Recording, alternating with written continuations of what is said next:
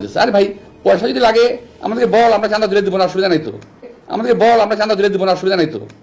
যে সারা জীবন চাঁদাবাজি করছে মির্জা আব্বাস চাঁদা ভুলতে পারে না, কইতেছে যে খালেদ মহিউদ্দিন পিনাকি তোকে টাকা লাগলে আমি চাঁদা তুলে দিব। ওর ব্যবসায়ী হচ্ছে চাঁদা, ও চাঁদা ভুলতে পারে না। ও কবরে যাওয়ার আগে যদি কোন আজরাইল ফেরেশতা আসে কইবো আজরাইল তোমার চাঁদা লাগবে, আমি চাঁদা দেই।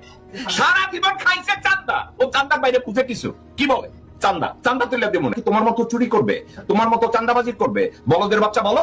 কেউ যদি ইউটিউব দিয়ে পয়সা বানায় তোরে চুলকায় কেন? তোরে ইউটিউব থেকে পয়সা বানাইতে নিষেধ করছে কে? তারা ইউটিউব থেকে বানায়, ফেসবুক থেকে বানায়, কিন্তু তারা তোর মতো চোর না, তারা তোর মতো চাঁদাবাজ না, তারা তোর মতো খুনি না, তারা তোর মতো ব্যবসা না।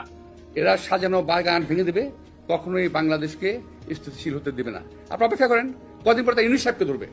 সাজানো বাগান বলতে মির্জা আব্বাস কি মিন করছে আপনারা কি জানেন?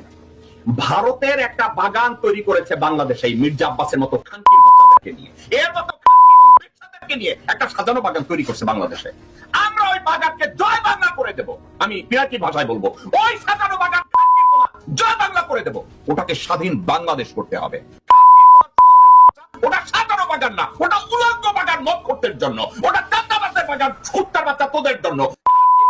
একটা পেচ্ছা তারা বানাইছিস কুত্তার বাচ্চারা বাংলাদেশের রাজনীতিতে, ওটাকে আমাদের জয় বাংলা করতে হবে। শুয়োরের বাচ্চা, তোর সাজানো বাগান তোর পাশার মধ্যে ঢুকাবো, তোর সাজানো বাগান। মির্জা আব্বাস বলেছে এর এক সময় ডক্টর মোহাম্মদ ইউনূসের বিরুদ্ধে দাঁড়ায় যাবে। আব্বাস একটা কথা তুই শুনে রাখ, শুধু ডক্টর মোহাম্মদ ইউনূস না, বাংলাদেশের যে কেউ বাংলাদেশের বিরুদ্ধে দাঁড়াবে, বাংলাদেশের অস্তিত্বের বিরুদ্ধে দাঁড়াবে, বাংলাদেশের 20 কোটি মানুষের বিরুদ্ধে দাঁড়াবে, তারই 14 গোষ্ঠীকে আমি উদ্ধার করব। শুয়ারের বাচ্চা না শুধু, তাদেরকে আর কি কি বলতে হবে আমি ডিকশনারি খুঁজে বের করব। জনাব তারেক রহমান, আপনার দলকে যে কোনো মূল্যে আপনাকে রক্ষা করতে হবে। আপনার দলকে you have to find new breed, যারা আপনার দলকে কনস্ট্রাকটিভ ওয়েতে রান করবে। আপনার চারপাশে যেসব বটতলার উকিল আছে, এসব শুয়ারের বাচ্চাদের লাথি মেরে বের